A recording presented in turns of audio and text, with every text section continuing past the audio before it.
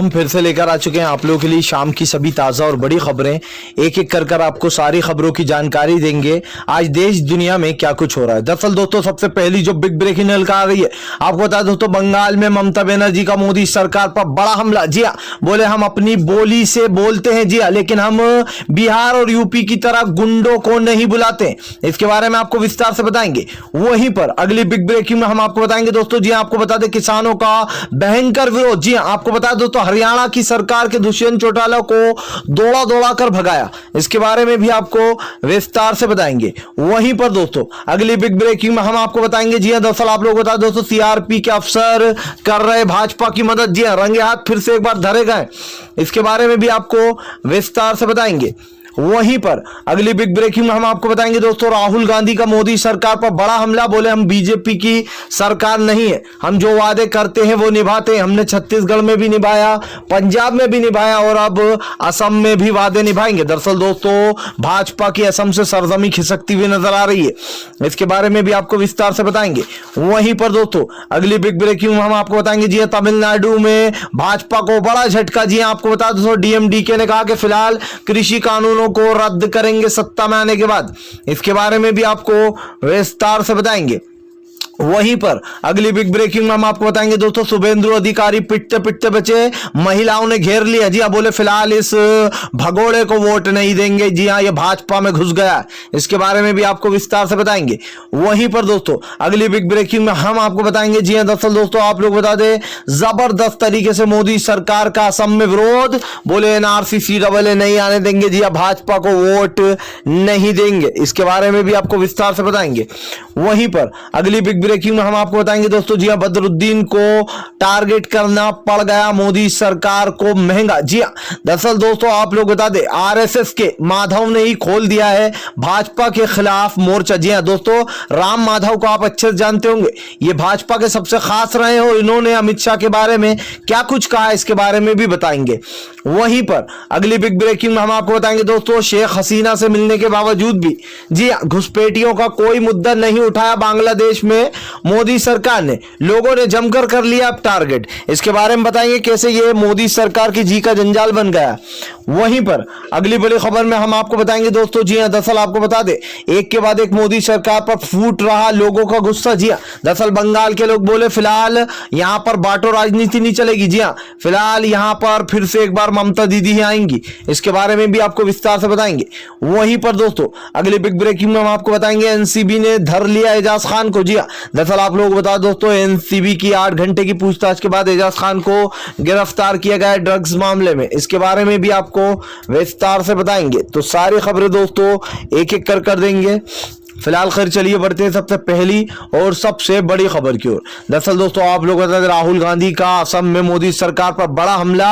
बोले फिलहाल हम भाजपा की सरकार नहीं है जो किसानों के, जो यहाँ पर लोगों के मुद्दों को पूरा ना करे। आपको बता दें राहुल गांधी ने कहा अगर हम कुछ वादे करते हैं तो उन्हें पूरा करते हैं। हमने असम में 5 वादे किए हैं और वो हम 5 वादे पूरे करेंगे। हमने छत्तीसगढ़ में भी वादे पूरे किए, पंजाब में भी किसानों के वादे पूरे किए और अब यहां पर भी पूरे करेंगे 5 वादे। राहुल गांधी ने साफ कह दिया कि फिलहाल भाजपा की सरकार की आदत है ये।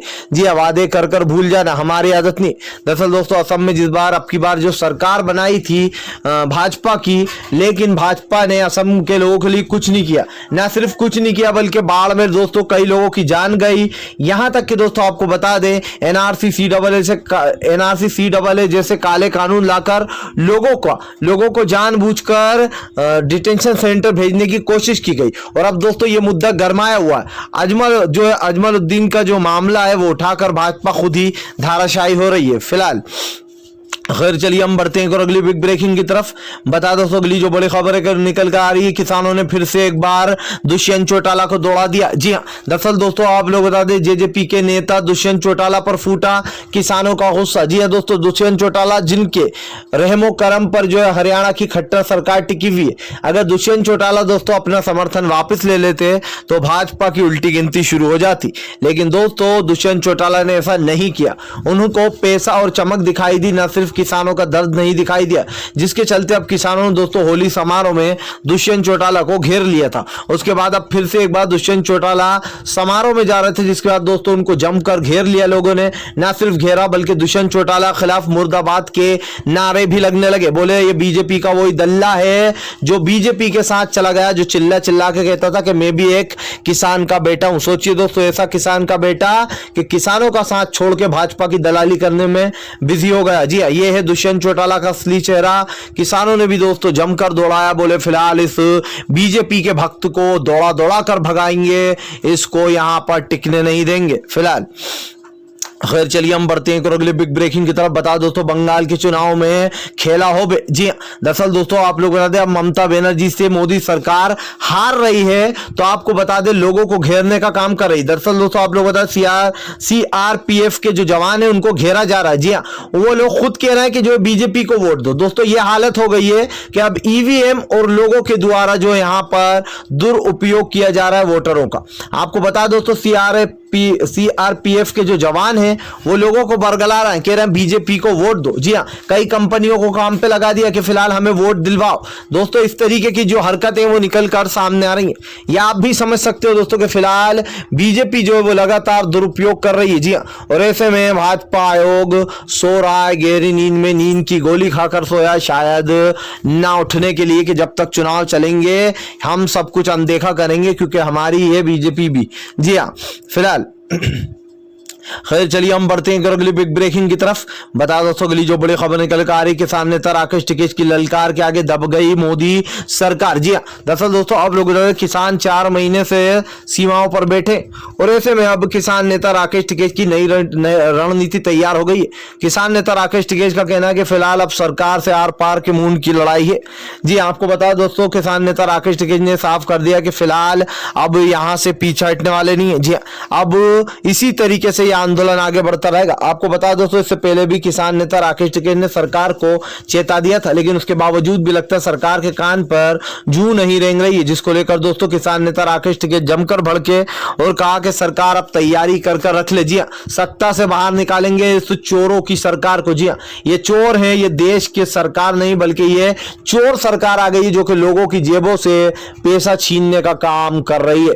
आपको बता दें दोस्तों, तीनों कृषि कानून को लेकर जबरदस्त तरीके से राकेश टिकैत ने घेर लिया मोदी सरकार को। न सिर्फ घेरा है बल्कि दोस्तों भाजपा की सरकार की काली नीतियां फ्लॉप होती हुई दिखाई दे रही हैं, और साफ दिखाई दे रहा है कि फिलहाल अब बीजेपी की दोस्तों उल्टी गिनती शुरू हो चुकी है फिलहाल। खैर चलिए हम बढ़ते हैं अगली बिग ब्रेकिंग की तरफ। बता दोस्तों, बीजेपी के ही पूर्व जो है यहाँ पर दोस्तों मंत्री ने खोला बीजेपी के खिलाफ मोर्चा। जी हाँ, दरअसल दोस्तों आप लोगों को बता दें कि अब भाजपा के जो पहले के साथी हैं वो ही भाजपा के खिलाफ मोर्चे खोलते हुए नजर आ रहा है। पूरी मामला क्या है दोस्तों, चलिए आपको बताते हैं। दरअसल दोस्तों आप लोग बताते हैं, राम माधव को आप अच्छे से जानते होंगे, जो आरएसएस से बीजेपी में शामिल हुए थे। राम माधव दोस्तों एक ऐसी शख्सियत है जो अमित शाह पीएम मोदी के साथ काफी लंबे समय तक रहे। अब इन्होंने एक लेख लिखा है, अपने एक इंटरव्यू में कहा है दोस्तों इन्होंने कि क्या पता है बीजेपी कहां कहां फ्लॉप होने वाली है। जी हाँ, असम में और जो यहाँ पर बंगाल में इनकी सरजमी और केरल में हिलने वाली है। क्यों हिलने वाली है इनका उन्होंने जवाब दिया। उनका कहना है कि फिलहाल बीजेपी कभी कभी जो मुद्दे उठाती है उसमें खुद ही फंस जाती है। जी हाँ, बदरुद्दीन अजमल को इतना टारगेट किया गया कि अब वो खुद ही फंस गया। जी हाँ, याद है दोस्तों, घुसपैठियों का जो मामला है वो बदरुद्दीन अजमल के सर पर डाला जा रहा है कि ये घुसपैठियों को जगह देंगे, बदरुद्दीन अजमल जो घुसपैठियों को घुसेड़ेंगे। ये क्या किसने कहा है दोस्तों, ये बीजेपी ने बार बार लगातार कहा है, क्योंकि बदरुद्दीन अजमल बेसिकली एक मुसलमान है और ये मुसलमानों के ऊपर ये ठीकरा जरूर फोड़ते हैं कि मुसलमान घुसपैठियों को जगह देते हैं। अब इसको लेकर दोस्तों बंगाल में बांग्लादेश में खुद ही घिर गए मोदी जी। सोचिए, जिस बांग्लादेश की मोदी जी उठते बैठते जागते सोते बुराई करते हैं कि बांग्लादेशी के घुसपैठियों को हमारे इंडिया में भर रखा है, अब मोदी जी ने बांग्लादेश जाकर एक शब्द नहीं बोला। शेख हसीना वहां की जो सीएम से मिले, लेकिन उनके बारे में दोस्तों एक भी शब्द नहीं बोला। क्या ये दोस्तों अपने आप में एक विचित्र बात नहीं है कि पीएम मोदी जो है वहां पर जाते हैं और वहां के प्रधानमंत्री के सामने एक शब्द भी नहीं बोलते। ये दोस्तों सोचने वाली बात है कि शेख हसीना के सामने ये तक नहीं किया। घुसपैठियों का जवाब क्या, वहां तक तो CAA NRC या घुसपैठियों जैसा कोई मुद्दा ही नहीं उठा। लोगों ने सवाल पूछ लिया, क्यों भाई मोदी जी, अभी 2 दिन पहले तक तो आप कह रहे थे कि बांग्लादेश के लोग घुसपैठी हैं और अब बांग्लादेश में ही जाकर आप अपना प्रचार कर रहे हो। इसको लेकर दोस्तों राम माधव ने भी घेरा। उनका कहना है ये बीजेपी पर भारी पड़ जाएगा। जी हाँ, ममता बनर्जी को इससे फायदा मिलेगा और उल्टा। आपको बता दें राम माधव वापस से आरएसएस में शामिल हो चुके हैं, लेकिन उनका कहना है कि कभी कभी अमित शाह की जो चाणक्य नीति है वो उन पर ही फेल हो जाती है। जिस तरीके से बदरुद्दीन अजमल को टारगेट किया गया, अब ये मामला भी दोस्तों असम में उनके ऊपर ही उल्टा पड़ता हुआ दिखाई दे रहा है फिलहाल। खैर चलिए हम बढ़ते हैं और अगली बिग ब्रेकिंग की तरफ। बता दो दोस्तों अगली जो बड़ी खबर निकल कर आ रही, नंदीग्राम में पिटते पिटते बच गए शुभेंदु। जी हाँ, दरअसल दोस्तों आप लोग बता दें महिलाओं के एक जत्थे ने शुभेंदु को घेर लिया। जी हाँ, नंदीग्राम में दोस्तों शुभेंदु का जमकर विरोध किया जा रहा है, जहां कुछ महिलाओं का कहना है कि फिलहाल ये गद्दार है, टीएमसी की वजह से इसको वोट मिलते थे, अब इसको कोई वोट नहीं देगा। दोस्तों आप लोग बता दें इस वक्त की हॉट सीट जो है वो नंदीग्राम की सीट बनी हुई है। जी हाँ, क्योंकि वहां से शुभेंदु हर साल खड़े होते हैं और जीतते हैं, लेकिन अब की बार ममता बनर्जी ने न सिर्फ दोस्तों कड़ी टक्कर दे रही है शुभेंदु को, बल्कि अपनी हिम्मत दिखाते हुए ममता बनर्जी खड़ी भी हुई है। हालांकि ममता बनर्जी दोस्तों दो जगह से खड़ी हुई हैं जानबूझकर, लेकिन सवाल दोस्तों वही कि फिलहाल भाजपा के नेतृत्व में पूरी तरीके से बीजेपी जो है यहां पर बर्बाद हो, बीजेपी के नेतृत्व में पूरे राज्य बर्बाद हो रहा है। जहां जहां बीजेपी की सरकार है दोस्तों वहां वहां लोग खुश नहीं है। हिंदू मुसलमान वाली परेशानियां, यहां पर जिस तरीके से दोस्तों उत्तर प्रदेश में रेप जैसी मर्डर जैसी घटनाएं बढ़ती जा रही हैं, यह भाजपा के राज्य में ही हो रहा है। और सोचिए कुछ अंधभक्त तो यह भी कह देते हैं कि हमें यही वाला योगी राज्य जो है यहां पर बंगाल में भी चाहिए, लेकिन वहां की महिलाओं और सभी जनता ने खदेड़ दिया है कि फिलहाल योगी को और मोदी को, इन तिलकधारियों को गांव में यहां पर बंगाल में घुसने नहीं दिया जाएगा। जी और शुभेंदु को बायकॉट करेंगे फिलहाल। खैर चलिए हम बढ़ते हैं अगली बिग ब्रेकिंग की तरफ।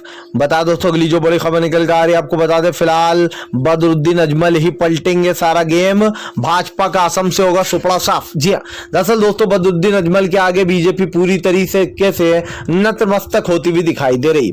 जहां एक तरफ दोस्तों बदरुद्दीन अजमल गले की हड्डी बन गए बीजेपी के असम में, तो वहीं दूसरी तरफ आपको बता दें अब बीजेपी के खिलाफ हो खड़े हुए हैं असम के लोग। इसका सबसे बड़ा मेन रीजन जो बना है दोस्तों वो बना है CAA और एनआरसी। मोदी सरकार की जिंदगी की सबसे बड़ी गलती यह थी कि उन्होंने CAA और एनआरसी जैसी चीज को बढ़ावा दिया। बढ़ावा तो दिया दोस्तों, लेकिन सरकार ने यह नहीं सोचा था कि इसका विरोध इतना भयंकर होगा कि सरकार के खिलाफ कहीं ना कहीं लोग आकर खड़े हो जाएंगे। आपको बता दें दोस्तों कि जो यहां पर जबरदस्त तरीके से लोगों ने बड़ा हमला बोल दिया बीजेपी पर, और यहां पर साफ दिखाई दे रहा है कि जो है बीजेपी के खिलाफ हो चुके हैं असम के लोग। आपको बता दें दोस्तों असम के लोगों ने जमकर ना फिर दोस्तों बीजेपी के खिलाफ कहीं ना कहीं असम में पूरी तरीके से मोर्चा खुल गया, और अब ये साफ दिखाई दे रहा है कि फिलहाल बीजेपी के जो लोग हैं वो उन्हीं के खिलाफ हो रहे हैं। आपको बता दें असम में भी दोस्तों कई बीजेपी नेताओं ने अपने इस्तीफे दे दिए सिर्फ इसलिए कि फिलहाल बीजेपी जो है दोस्तों बीजेपी के लोगों को ही टिकट नहीं देती है। जी हाँ, जो नए लोग आते हैं उनको दे देती है, लेकिन बीजेपी के जो सालों साल काम कर रहे हैं इनके कार्यकर्ता उनको ही बायकॉट किया जाता है फिलहाल। खैर चलिए हम बढ़ते हैं अगली बिग ब्रेकिंग की तरफ। बता दोस्तों अगली जो बड़ी खबर निकल कर आ रही है, आपको बता दें फिलहाल अब किसानों की नई रणनीति हो रही है तैयार। जी हाँ दोस्तों, आपको बता जाए अब बदल जाएगा जो है किसान आंदोलन का रंग रूप और रेखा। जी हाँ, दरअसल दोस्तों आप लोग बताएं तीनों कृषि कानून को लेकर किसान 4 महीने से सीमाओं पर डटे हुए हैं। ना ही सरकार जो है आगे हाथ बढ़ा रही है, ना ही किसान अपना हाथ आगे दे रहा है। सरकार और किसानों के बीच में जो है यहाँ पर ठन गई है। आपको बता दोस्तों किसान और सरकार के बीच में कोई बात न बनने का मेन कारण जो है आपको बता दें वो फिलहाल सरकार की तानाशाही है। जहां एक तरफ सरकार दोस्तों तानाशाही वाला रवैया अपना रही है, तो वहीं दूसरी तरफ बीजेपी की दोस्तों खटिया खड़ी हो गई है। किसानों ने दोस्तों ऐलान कर दिया कि फिलहाल अब पूरी तरीके से दिल्ली को जाम करने का समय आ गया है। जी हाँ, अगर सरकार नहीं मानी दोस्तों तो अब पूरी तरीके से दिल्ली का घेराव किया जाएगा। जो किसानों की तादाद कम हुई है वो भी बढ़ गई है दोस्तों, और अब और भी ज्यादा किसान जुड़ने वाले, क्योंकि अब फसलें तो कट जाएंगी दोस्तों, उसके बाद किसान फ्री है थोड़े टाइम के लिए। एंड आपको बता दें उसके बाद मोदी सरकार के खिलाफ किसानों का लंबा आंदोलन चलने वाला है। किसान नेता राकेश टिकेश ने दोस्तों इंटरव्यू देते समय साफ कहा है कि फिलहाल ये लड़ाई इतनी जल्दी खत्म नहीं होगी, सरकार को मानने में टाइम लगेगा। उनका कहना है, साफ कहना है कि फिलहाल इस सरकार को धीरे धीरे कर लाइन पे लाएंगे और फिर सत्ता से बाहर भी हम ही रास्ता दिखाएंगे। जी हाँ दोस्तों, सत्ता से बाहर जाने का समय आ गया। योगेंद्र यादव समेत सभी बड़े नेताओं ने यह ऐलान कर दिया कि फिलहाल फिलहाल बीजेपी की सरकार का अब दाना पानी उठने वाला है बस, क्योंकि दोस्तों पिछले 10 साल से लगभग 7 साल हुए हालांकि अभी, लेकिन ओबियसली 7 सालों में बीजेपी ने इस भारत देश को हमारे कहां लाकर खड़ा कर दिया आप सोच भी नहीं सकते। सारे बैंक के निजीकरण हो गए, रेलवे बिक गए, हवाई अड्डे बिक गए, बिजली तक बिक गई, अब कुछ अपना नहीं है दोस्तों। फिलहाल अगर आप भी शांतिपूर्ण ढंग से पीएम की इन सभी गलत नीतियों का दिल से विरोध करते हो और आप मानते हो सरकार एक तानाशाह सरकार है, इसको तत्काल में अपना इस्तीफा दे देना चाहिए, तो इस वीडियो को ज्यादा से ज्यादा शेयर कीजिए, लाइक कीजिए, और अगर आप हमारे चैनल पर पहली बार आए तो सब्सक्राइब करने के साथ साथ पास में एक घंटी आएगी यानी कि बेल आइकन, उसको जरूर दबाएं ताकि हमारे हर वीडियो की अपडेट आपको मिल पाए। हम मिलेंगे आपसे नेक्स्ट वीडियो में, तब तक के लिए वंदे मातरम, जय हिंद।